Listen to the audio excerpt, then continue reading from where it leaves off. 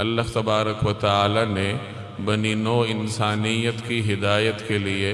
انبیاء علیہم الصلوات والتسلیمات کا سلسلہ شروع فرمایا۔ حضرت آدم علیہ السلام سے یہ مقدس سلسلہ شروع ہوا اور جناب رسول اللہ صلی اللہ علیہ وسلم پر یہ مقدس سلسلہ اپنے اختتام کو پہنچا۔ گویا آپ صلی اللہ علیہ وسلم پر نبوت کو ختم کیا گیا اور آپ صلی اللہ علیہ وسلم ہی خاتم النبیین ہے، جس کا ذکر قرآن کریم کی اس آیت میں ہے، ما کان محمد ابا احد من رجالکم، کہ محمد صلی اللہ علیہ وسلم تم میں سے کسی مرد کے، تم مردوں میں سے کسی کے والد نہیں ہیں، ولیکن رسول اللہ، بلکہ وہ اللہ کے رسول ہیں، وخاتم النبیین، اور آخری نبی ہیں، نبیوں کے سلسلے کا اختتام کرنے والے ہیں۔ قرآن کریم کی اس آیت نے واضح طور پر یہ اعلان فرمایا کہ رسول اللہ صلی اللہ علیہ وسلم انبیاء کرام کے سلسلے کے آخری نبی ہیں،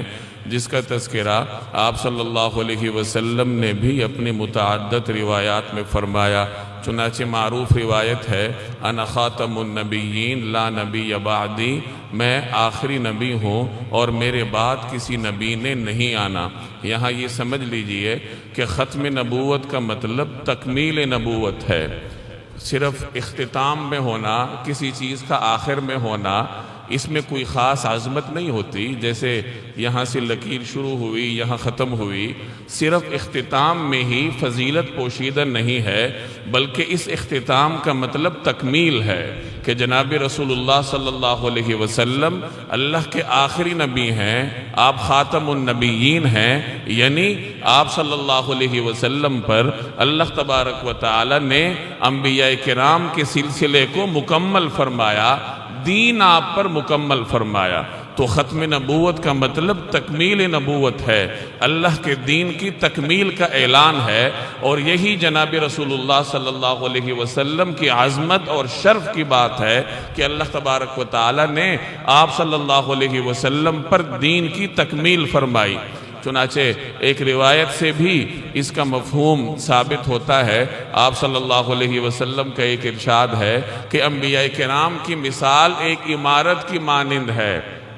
کہ ایک بڑی خوبصورت عمارت ہے، اس میں بڑی خوبصورت اینٹیں لگی ہیں، لیکن آخر میں ایک اینٹ کی جگہ باقی ہے۔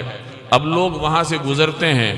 عمارت کی خوبصورتی کو دیکھ کر خوشی کا اظہار کرتے ہیں، اور اس خالی اینٹ کی جگہ کو دیکھ کر تعجب کرتے ہیں کہ یہ جگہ خالی کیوں ہے۔ اور پھر آپ نے فرمایا کہ انبیاء کرام کی اس عمارت کی آخری اینٹ کی جگہ میں نے مکمل کی ہے، میں وہ آخری اینٹ ہوں اور میں نے اس مبارک تعمیر کے سلسلے کو مکمل کیا ہے۔ تو گویا کہ آپ صلی اللہ علیہ وسلم کی تشریف آوری کے بعد انبیاء کرام کی جو عمارت ہے، انبیاء کرام کا جو مقدس سلسلہ ہے، اس کی تکمیل ہوئی، اور جب کوئی چیز مکمل ہو جاتی ہے تو پھر آگے اس کو جاری رکھنا عقل کے بھی خلاف ہوتا ہے۔ اس لیے اللہ تبارک و تعالی نے آپ صلی اللہ علیہ وسلم کے بعد کوئی نبی نہ بھیجنے کا اعلان فرمایا۔